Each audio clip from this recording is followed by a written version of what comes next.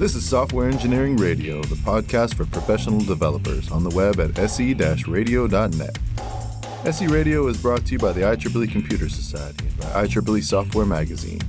Online at computer.org/software.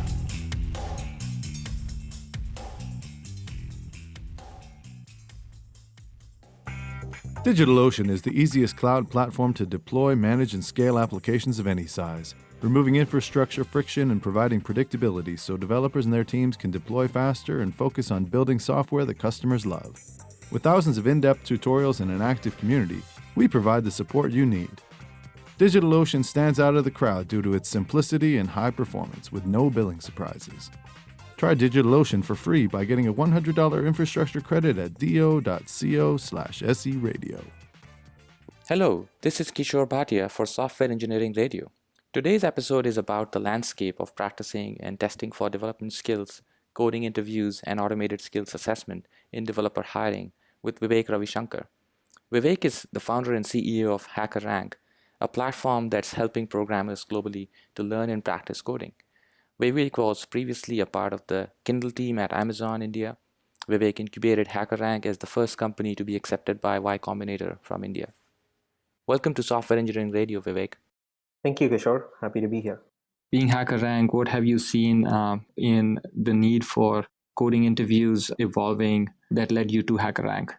Obviously, every company is becoming a software company, and every company is hiring a lot of developers because that is becoming the core for your company.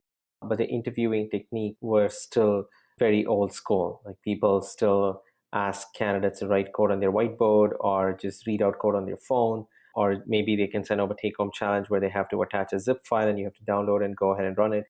So the methods that were used were very archaic, and that's one of the reasons what led us to building a product that can help streamline the entire process and also make it focused on the skills versus their pedigree or resume or other kind of data points that can skew your hiring process. And how, if the interview process has evolved so far, where is the standard now?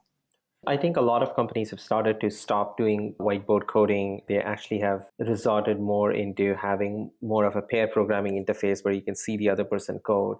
So they've started to use more technology tools like HackerRank for their interview process. So it has definitely gotten closer to real world of what you would do in a coding and evaluating skills on that versus using those old techniques. So when it comes to the platforms that are helping coding interviews, is that right now more of a collaborative platform to do an online digital native whiteboard, or are there more nuances to such platforms? Yeah, I think the goal of every company, or probably most companies, I should say, is to try and see if you can mimic a real world experience for a candidate, because that's the best way for you to figure out how effective this person is. And I think all the products, and HackerRank being sort of leading it from the front, we've evolved into a way where it's closer to a real world experience, and you can almost simulate what you would do when you come on to work in an interview process. So it wouldn't be just a translation of, hey, what you would do in physical rooms, and we'll just move it to and build an app over it. Like, for example, people aren't building an app of a whiteboard where you can actually write code on an iPad. But people have evolved into what would you do in a real world setting, and can you build a software or product based on that? So that's how things have come along. And if we take an example of a coding interview that is going on for a company that is doing it face to face, versus through a HackerRank or a similar platform, how would you differentiate that as to the way that digital native platforms have started helping? I think the traditional interview process, they have a lot of bias associated with it. The traditional interview process has bias right from the start of the process, of where you look at somebody's resume and you immediately get an image of the person based on the name, location, school, GPA, pedigree, places that you worked before. You get a mental picture of how this person is. And then you enter the interview with a bias. Then the other parts of the interview is also, usually interviews are pretty high pressured environment, where as a candidate you want to get a job offer, and you have this feeling that you need to prove how strong you are within 45 minutes. And that's not usually how your real world job goes. So I think the traditional set of interviews has a lot of inherent biases that makes it hard to identify if this person is a fit or not. What we're trying to build at HackerRank is how can we give a skill-based way of evaluating candidates in their own work environment. So when you give a take-home challenge and you give it for like, okay, here's a take-home challenge and it's open for a day. It's not going to take you a day, but it's only going to take you a few hours. But we're going to give you a day for you to go ahead and solve this challenge in your own environment. And then once we do this, after you solve the challenge, we'll continue discussing this challenge when you come on site in an interview, so that you don't have any gotcha kind of questions, but you're continuing the interview process. That's a way more smoother, better experience for the candidate, as well as helps the companies figure out, is this person the right fit or not. So that's huge change in the way technical interviews are being done right now. I see your point. So, in order to and we'll definitely jump into, different aspects of, you mentioned something about bias, you mentioned something about, the new technology skills that we are evaluating for, and the way it can help you, do that remote first and then bring the candidate on site. I'm also interested in learning more about the foundational skills that, that the platforms, evolve and help assess. And then to what depth are we assessing this? But taking this from a recruiter and a hiring manager's perspective, where does this fit in today in order for you to build a sourcing, recruiting, and hiring pipeline? Can you describe how that works today? So traditionally, it would be like a recruiter who would call a candidate and would probably ask a set of questions as a pre-screening way to go ahead and do it. And then if you clear, then you would continue the interview process, where a hiring manager would have a pair programming session or a phone interview. What has changed now is the start is more of a coding challenge, where as a developer, you can showcase your skills. And based on, of course, the recruiter calls to set context, to give more information about the company, but they don't do a lot of technical screens now. It's done by the code challenge. And then the hiring manager looks at the report, figures out what are the strengths and weaknesses of this candidate. And now you can continue the interview process based on that. So that's a big shift from what it used to be and what's happening right now. And in terms of the users of the platform, is this always on the recruitment side of it for employers, or is there a lot that the developers who are learning to code or developers who are honing in on a particular skill or increasing their depth or breadth of a particular area are also learning on the platform? We do have like a community side angle to it. I don't know if that's what is that what you're referring to? Yeah, like what is the what is the engagement from a developer standpoint? Yep.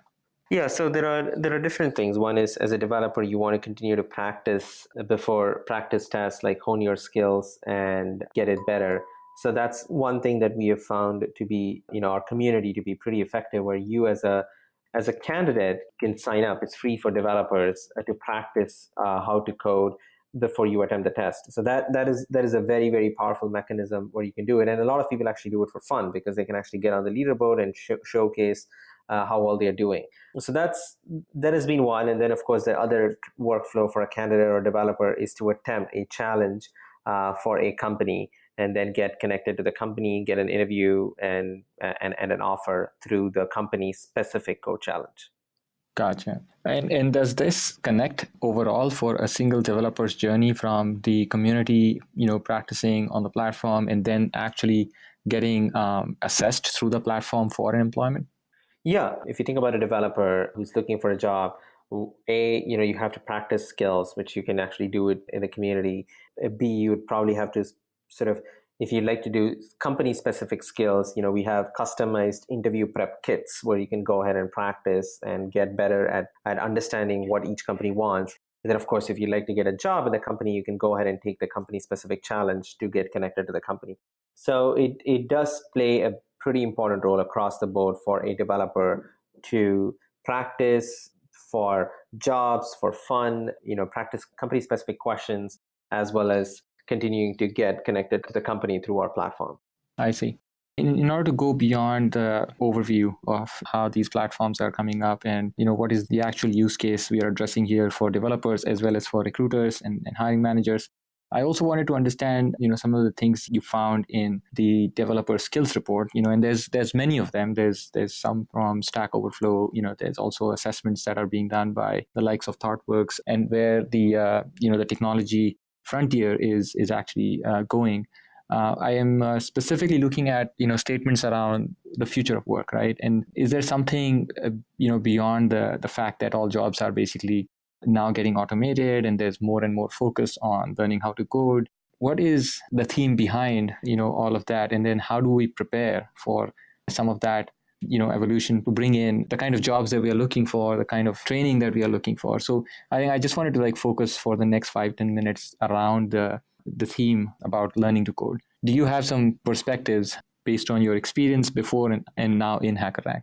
Yeah, no, it's definitely an interesting question of what does a future job profiles look like. I do believe the idea of learning to code won't just be restricted to an engineering org, but it would be pervasive throughout different orgs in the company. And by the way, for what it's worth, coding is really writing a set of rules to automate or to build something in a language to go ahead and build a project, build an app that makes your life easier, right? I mean, that's why you code. And as much as it's not viewed as traditional coding, when you do your Excel formulas, that is also code. You're basically using a language that is familiar to Excel. You're building something that makes your life easier. And so coding is already present in a lot of different organizations beyond engineering. Now, what is starting to happen is that there are so many different languages that are coming up, and some of them have very easy learning curves, and they're way more powerful than what a simple Excel can go ahead and do. Now, what that ends up doing is then people start to get a better sense of, oh, wow, this is super powerful, and I can get an answer to what I've been looking for within half the time. If I'm able to build this, which is going to increase my productivity. And that's how you see a shift that's happening. And once you see that shift happening in marketing, in data science, in sales, and all of the different orgs, then you start to see the concept or the idea of coding being more pervasive throughout a company's organization than being restrictive to engineering. So that's what I think would happen. It's not going to be that everyone in the world, although it would be good, but I don't think everyone in the world has to absolutely learn to code, otherwise there are no jobs.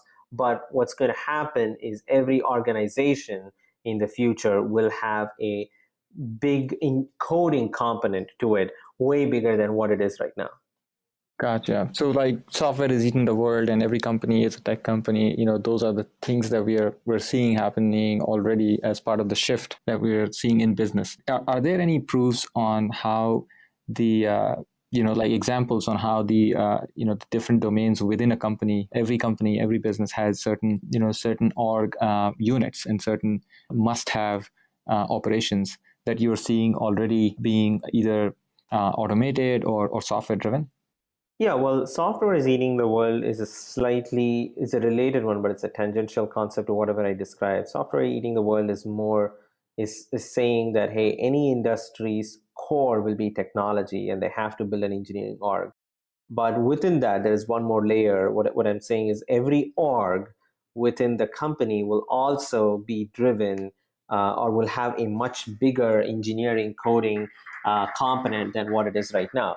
And for an example, if you'd like to take an example, I think earlier people used to do either manual or a gut feel way of figuring out if a lead is going to convert into a real opportunity in marketing or in sales. Like, hey, is this prospect, are they going to buy? Are they the right prospect? And either it used to be a gut feel or some sort of custom formula that you used to write.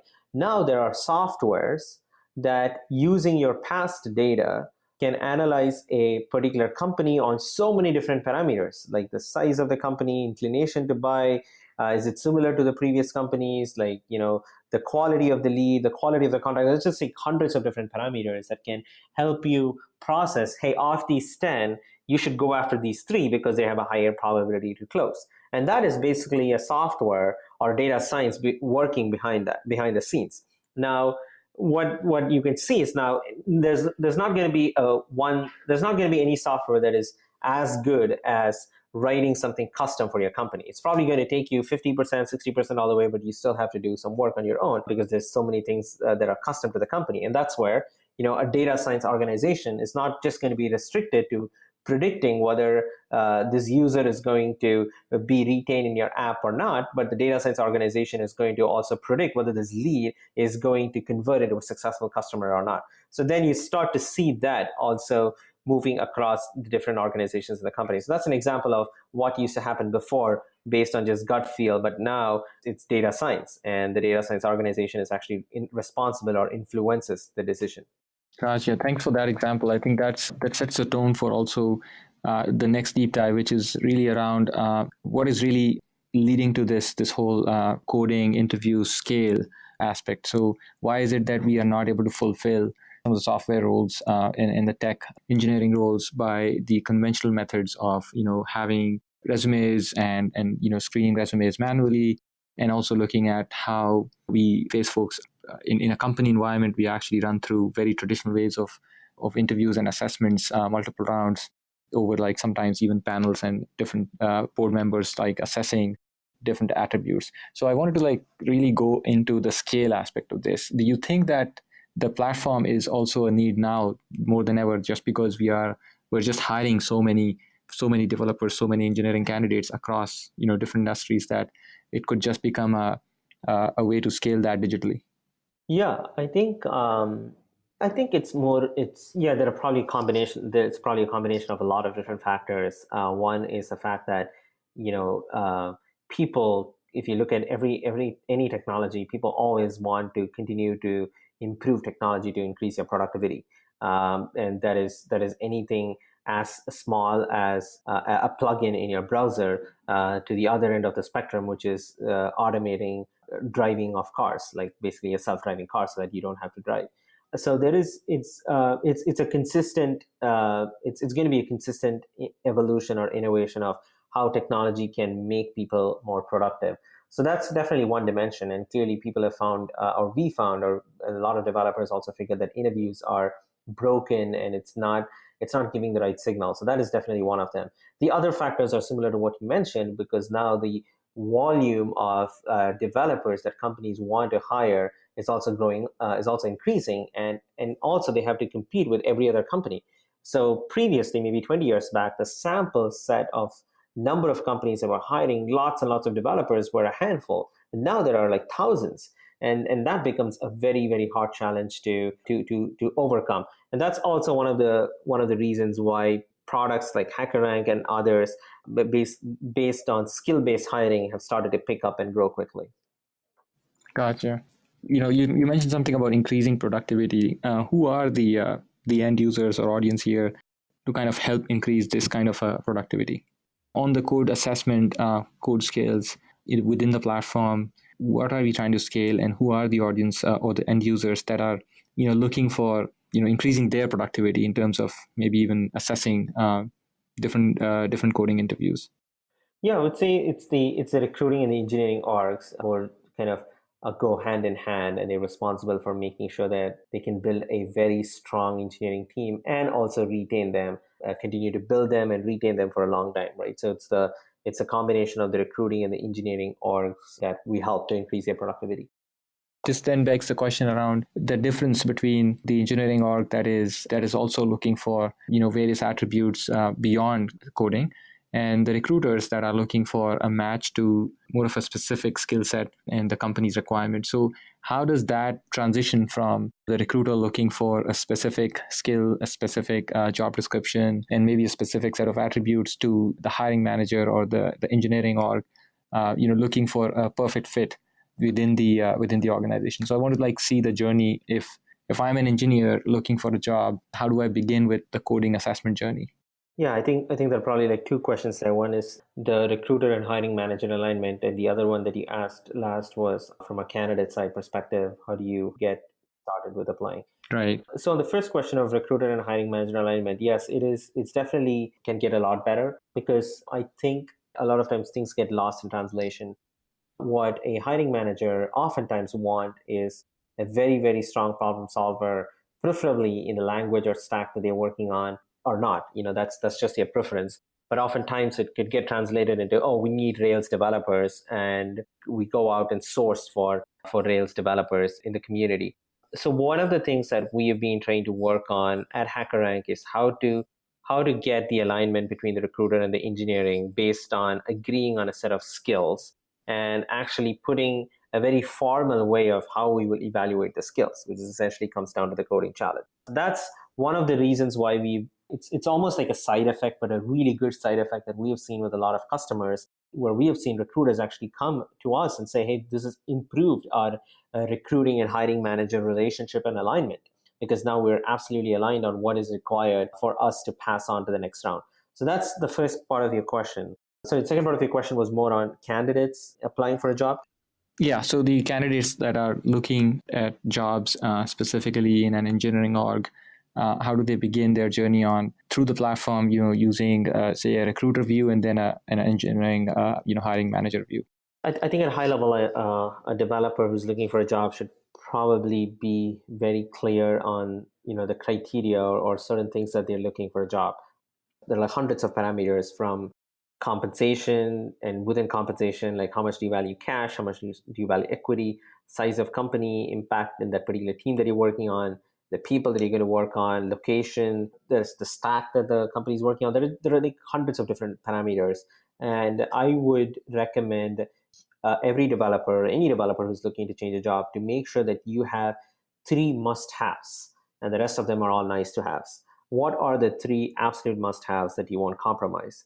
And for some people, it might be location. And for some people, it might be the stack that you're working on. For some people, it might be the size of the company. It cannot be more than 100 people.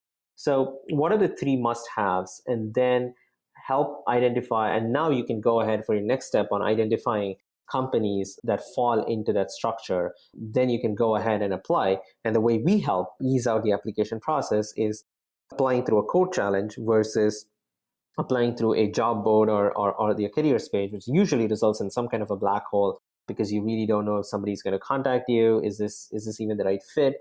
It usually results in a black hole. So that is one of the things that we've already started to work on, and you would see more of that coming along, where we want to ease the application process through to be based on skills and almost directly get in front of the hiring managers or on-site interviews versus going through phone interviews, phone interview 2, phone interview 3, and then coming to on-site. It just becomes an elongated, long process. Well, that's a very insightful point you just made. So if I am and I want to look at this from both perspectives, a developer applying as well as an employer looking for the best talent.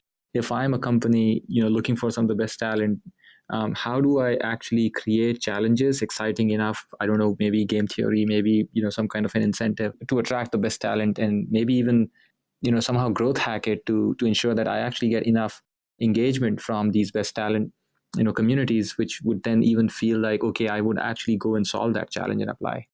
Yeah, there's no one perfect answer to that. There are probably a lot of different ways that you can go ahead and do it. But one of the things I would say is to make sure that you can invest in any of your advertising campaigns or challenges or anything to tell developers on the kind of problems that you're working on. I think that is super critical, and a lot of companies actually don't do that, because any developer wants to know how it is to work once I come on board, or what are the problems that you're tackling. And usually these problems are written inside a job description with a couple of sentences, but it's hard to exactly understand the intensity or the depth of the problem unless you go ahead and try it out, or unless you have a sample where you can go ahead and practice. So that's one big driver or a major factor of what companies can do to attract developers, saying, hey, here is an example challenge that we're solving, to attract people who would be interested to take on that challenge. Great. And when a developer does that, you're saying that it basically directly gets that developer in front of the hiring manager, skipping the whole line of, screening, resumes, phone interviews. How has that been enabled by the platforms, today? Is it just that I post my challenge there and a bunch of folks would solve those challenges and you just call them in? Like how does that process work? Yeah, I wouldn't say that we're doing it right now. That could be like a good state to aim for. What I really meant was, in that aspect, was there are just a lot of hoops to go through right now. And given a skill-based challenge, you could almost imagine, okay, you have these skills, and a recruiter just ensures they can call them up and ensure, hey, are you really interested in the company? And they can talk to them about the culture fit. Are they a good fit to them? And can essentially fast track the process, right? Without looking through, okay, let me schedule phone screen 1, phone screen 2, and on-sites and others. That's something that we are pushing towards, and a lot of our customers have actually started doing this and even skipping. There are companies who have completely eliminated phone interviews in this case because they get very high signal from the candidate score. That's the direction in which I believe will be less biased based on skills. And it's also a great experience for the recruiting, hiring managers, as well as the candidates. DigitalOcean is the easiest cloud platform to deploy, manage, and scale applications of any size, removing infrastructure friction and providing predictability so developers and their teams can deploy faster and focus on building software that customers love. With thousands of in-depth tutorials and an active community, we provide the support you need. DigitalOcean stands out of the crowd due to its simplicity and high performance with no billing surprises. Try DigitalOcean for free by getting a $100 infrastructure credit at do.co/SERadio. I think in the next couple of questions, I really wanted to focus on the type of skills that we can evaluate through this code screening process, and the ones that are more maybe abstract and meant for on-sites or face-to-face. Can you go into that depth a little bit? Yeah, I think if you take a typical role, there's probably a bunch of different technical skills, and then the other part is the culture fit or the core value fit that needs to be taken care. So on the technical skills, we try to cover as much as possible. Some of the things that we're working on that we're not yet covered is your architecture skills. How do you design S3, for example? Or how do you design a system that can store 1 billion photographs? And retrieve it very quickly. I mean, there are different questions on those lines where you're not expected to really code, but you're expected to share the architecture diagram, and it's very hard to evaluate the quality of that architecture diagram in an automated way. So we try to do a lot of the technical interviews that people do manually in a very automated way, except for a few things like the system design, architecture, and others. And then there's the whole set of core value or the culture fit, which is super important, super critical. That usually there is a thread that runs throughout the interview, which is everybody assesses the candidate for that. But there's also, you've seen in a lot of companies, is a specific dedicated round that's done on the core value or the culture fit. There are people who are actually working on trying to get more signals in a kind of a gamified way. It has seen success, but I'm not sure how well that can scale, because you do require that human touch, I believe, on figuring out, hey, can you and I work together?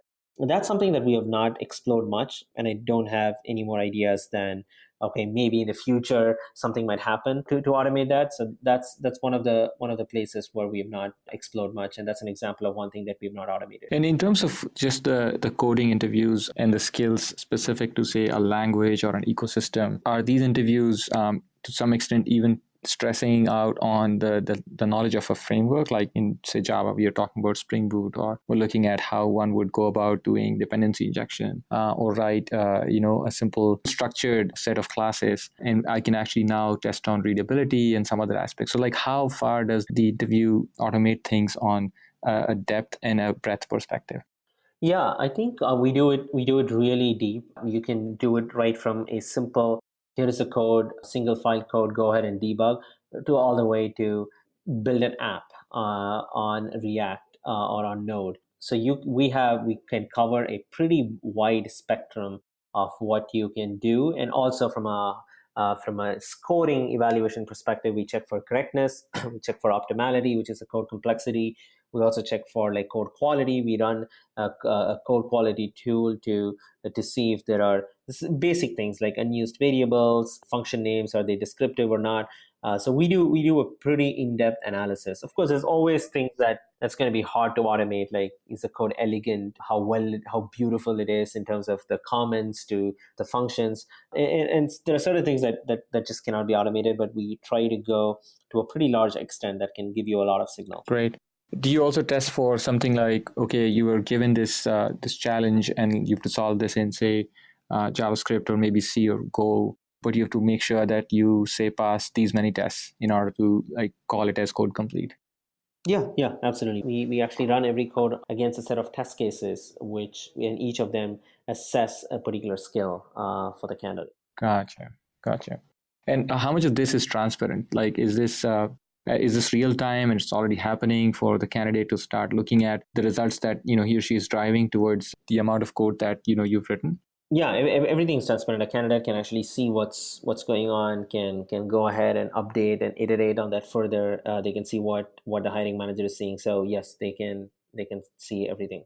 I think you mentioned something about architecture and some other transitions that might be much more of a fit that you can test over, say, a face-to-face interview on site. In terms of the switches between different languages and sometimes the overall experience, is that all on site, or there is some aspect here that the platform can actually go and test? I think the stronger and better we get in terms of assessing all of these skills, the fewer number of on-site interviews you would have, or the on-site interview, I see. the texture of the on-site interviews would change more towards, can you and I work together well, versus do you have these skills? I see. Right. And like, going back to our previous conversation about, how these platforms benefit overall reduce bias, can you deep dive on some examples here? Yeah, one of the example stories that I tell often is VMware has been a great customer of ours, and here was this candidate whose resume was literally a dishwasher in Spain, which would have likely you've likely not continued the interview process after looking at the resume, but then he had the opportunity to attempt a VMware challenge, cleared the challenge, got an offer in VMware, and has been promoted twice in 2 years, which is one of the fastest paths to getting promoted. And that's a great story, but that's a great example that proves the mission that you should we want to match every developer to the right job based on their skills and not pedigree. So that's an example of how we have been able to help reduce bias. And when you assess so many candidates at different levels and for different opportunities and companies, is there anything else that is also generated as maybe a bunch of insight into which ways are the skill sets basically moving?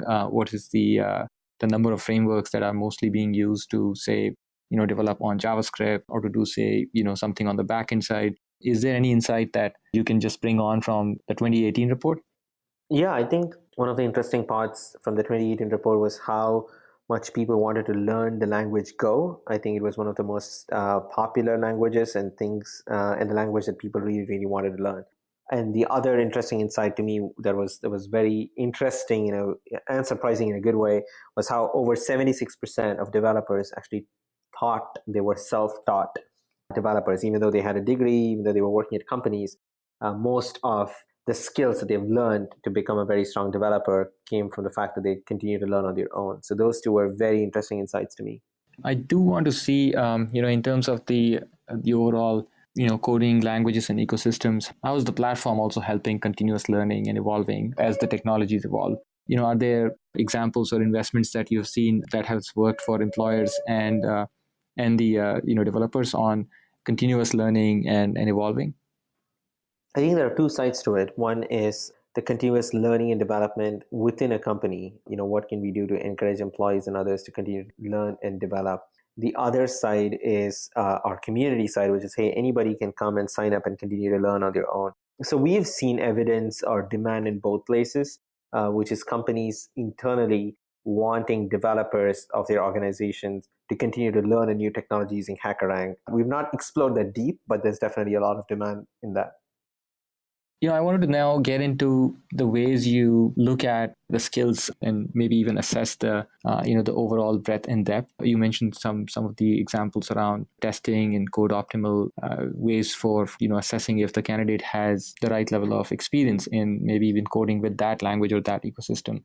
Can you give me some examples of how that process actually works? Like, is that mostly applying some level of learning, or is it more like comparisons with some of the best practices or applying some design patterns on the results? I just wanted to understand from like a skills assessment, maybe picking up one language or one ecosystem, if we can go into that. So, at a high level, I think what people want to assess a candidate on a particular role, let's say if it's a back-end developer or a front-end developer or something on those lines, is, do you have strong problem-solving ability? Do you have a knowledge of a framework you would prefer if you had knowledge of the framework that we are working on, but as long as you're proficient in at least one language or framework, that's good. Do you have the right architecture or system design skills to make that scalable? And finally, are you a fit to the company in terms of culture and core values? So that's summarizes most of the hiring process if I had to classify or put them in four buckets. And so we try to do, I would say, problem solving, the knowledge of framework or a particular language where you can build a real world app or debug an app that's built on that particular language or framework.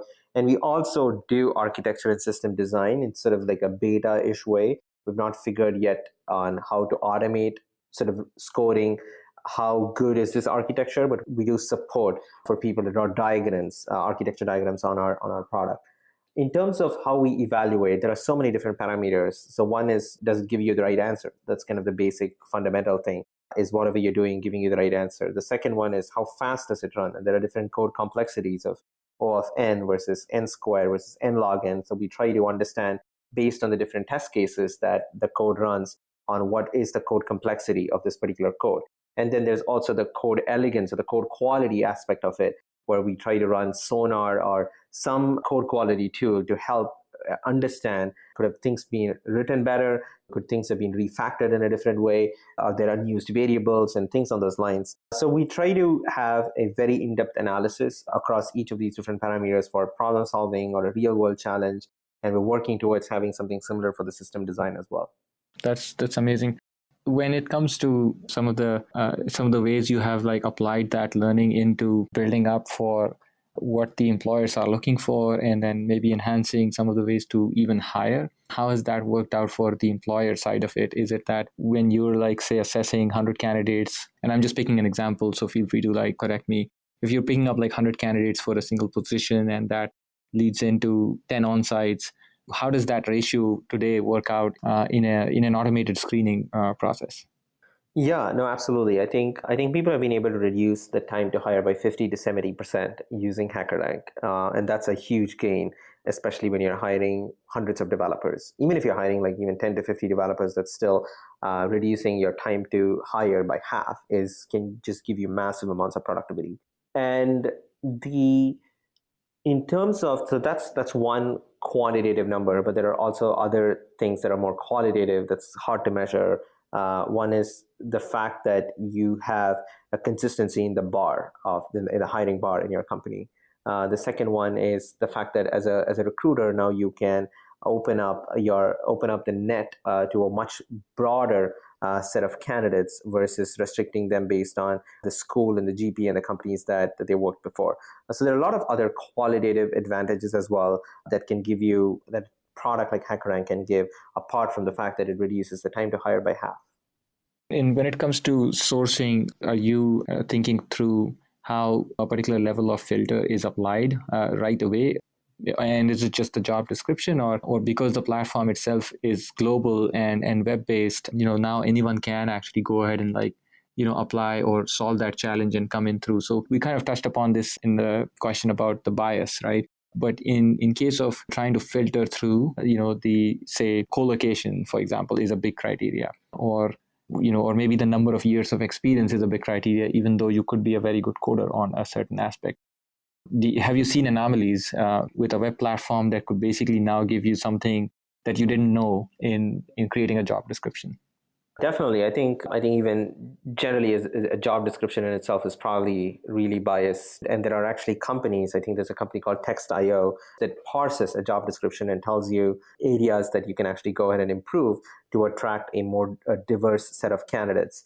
So job description in itself is a very canned, biased way to attract people.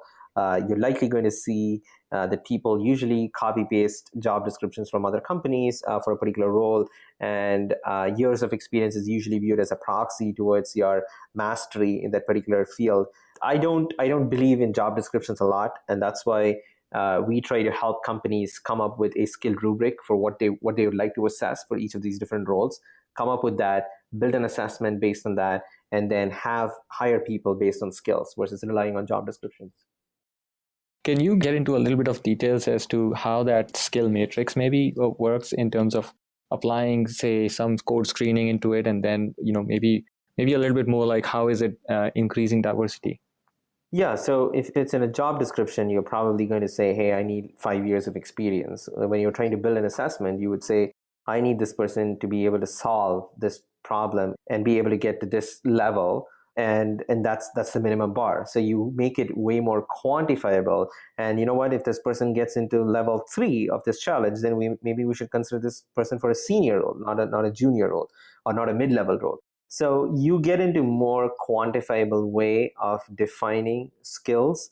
And also it removes the bias of years of experience, and you're actually open to hiring somebody with 3 years of experience at a senior level because they've just been really good and they're able to solve, or they're able to clear through the hurdles that you've kept on level 2, level 3 for each of these challenges. So they're able to solve something that only a senior developer would be able to code, but they only have 3 years of experience. So that's a big difference of what we've been able to see from companies. And on that note, then, for developers, like, how does one continuously adapt to newer ways of getting hired? And this is not just about reskilling or learning, continuously, but if the ways to hire itself are changing and no more dependent on just experience or a job description, how can one focus more on, say, as you mentioned, something related to problem solving, or proving that you can actually take this challenge, and after that there's a higher guarantee that you can get in?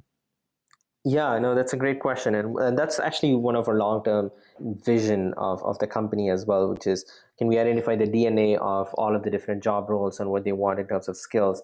And can we map that or help companies or help developers, to understand, hey, here is your skill level. And if you'd like to get a back-end developer job at this particular company, here are these areas that you need to get better, or here are the skills that you need to improve to get there. So that's essentially our mission of matching every developer to the job based on their skills.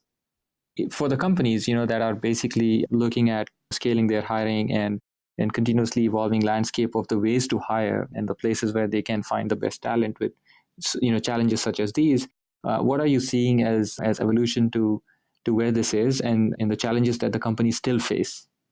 I don't think there's a silver bullet where we would solve, like, okay, we have actually solved hiring. We can just continue to make strides on getting better at identifying and matching the right people to the jobs, but I don't think there's going to be a silver bullet. So the challenges will still continue to remain because there's healthy competition, and that is only going to get more intense because you're going to see more and more companies in more and more industries wanting to build software. So this is so the challenge of competition, the challenge of the fact that, hey, developers have way more options now, and it's going to continue to increase for a very long time. So you're going to see all of that come through, which is never going to stop. But our goal and mission at HackerRank is continue to improve the process of helping a developer get connected or match to the right job based on their skill. I think from like the coding skills perspective, we kind of understand the landscape. When it comes to the the employer, is there more of an involvement, indirectly or directly, from like a people operations or in HR perspective, that they can use these tools? Yeah, I mean you mean the recruiting department? Like the recruiting department is definitely one upfront organization unit that is looking for candidates. But what about once the candidate is in? Like, is there a usage where some of the recruiting history, as well as new performance in retaining candidates, as well as in growing employees, developers specifically, are there usages that are being driven by continuous like code assessments or maybe continuous certifications? Yeah, I think that's the internal learning and development that we're seeing a lot of demand for. So there's definitely a lot of opportunity there. I mean, and companies like Coursera, Udacity, and others have already started to work towards that. Like, their enterprise solution is basically what you're describing. A lot of companies have also started using HackerRank for that purpose, but that's a completely new dimension that we need to undertake if you want to double down in that space. We've not yet doubled down on that, although I can confirm that there is a huge demand for that kind of solution. And like, if you flip this now towards the way we are actually training our developers, be it schooling, academic institutions, and also post-educational trainings, how is this influencing or even helping that? Is there a way we can start taking some signals? I see the developer report kind of guiding us through the evolution of different languages and where is the most demand. Developers basically looking at popular tech giants and taking some hints around where should I basically invest my career learnings to. The question is, now that is all of that survey result is pretty much popular and everybody has access to that information. Is there a way that, including HackerRank, like there is some level of influence on how the student community, the education community is actually learning from that? We try our best, and like I mentioned before, our vision, our aim is to help developers understand here's the DNA of all of these different job roles, and here's where you stand, and help them build a path towards getting those skills. So we are making progress on that. I don't think we've shipped a lot of the DNAs of job roles and the paths towards that in production, but that's something that we're consistently working on. Great. And we're almost coming towards the wrap of this. I'd like to ask you personally, how do you keep pace with continuous learning and evolution in tech?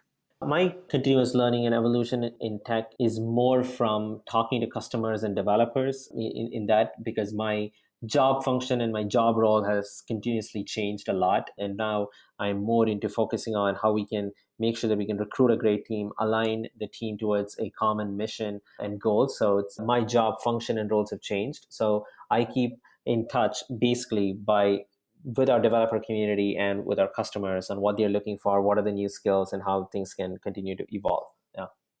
Do you have any particular references for your own reading or blogs or maybe podcasts that you listen to? It is nothing any particular. Hacker News is definitely very popular, which it's almost like a daily ritual for me to look through Hacker News. I think the best way to really keep in touch with the latest technology is to code and to really understand that. I need to make time. I don't have that right now at this point in time, but that's to me the best way. And since I don't have the luxury of doing that immediately, I'm trying to augment it by whatever you mentioned, whether it's podcasts or blogs or talking to customers, talking to developers, and understanding how things work. But the best way is to code. Great thought to end a podcast on coding skills. Do you have a presence on Twitter or LinkedIn where we can, our audience can follow you? Yeah, I'm on Twitter. I'm at rvivek on Twitter. Sure, I'll mention that in the links. Vivek, thanks a lot for being the guest here on the podcast. Yeah, absolutely. Thank you so much, Kishore, and I'm looking forward to seeing this live. Digitalocean is the easiest cloud platform to deploy, manage, and scale applications of any size, removing infrastructure friction and providing predictability so developers and their teams can deploy faster and focus on building software that customers love. With thousands of in-depth tutorials and an active community, we provide the support you need. DigitalOcean stands out of the crowd due to its simplicity and high performance with no billing surprises. Try DigitalOcean for free by getting a $100 infrastructure credit at do.co/SERadio. Thanks for listening to SE Radio, an educational program brought to you by IEEE Software Magazine. For more about the podcast, including other episodes, visit our website at se-radio.net. To provide feedback, you can comment on each episode on the website or reach us on LinkedIn, Facebook, Twitter, or through our Slack channel at seradio.slack.com.